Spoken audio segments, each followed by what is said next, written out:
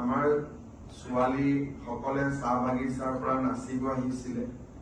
আমি তেওঁলোকক এটা মাননি বৰঙণি দিয়া কথা আছিলে ছেপ্টেম্বৰত BTC নিৰ্বাচন হৈ থাকিব।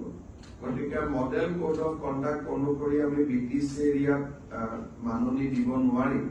সেইকাৰণে আজি কেবিনেটে 12 অক্টোবৰ তাৰিখটো সিদ্ধান্ত লৈছে যে 12 অক্টোবৰত ঝুমুৰ বিনন্দনীত অংশগ্ৰহণ কৰিব অহা নাচনী বা যিসকল কলা কুশলী শিল্পী আছিল তেওঁলোকৰ পুঁজিটো 12 অক্টোবৰত ৰবিবাৰ পৰে একেদিনাই মিটিং কৰি একেদিনাই জিলা পৰ্যায়ত তেওঁলোকক দিয়া হ'ব।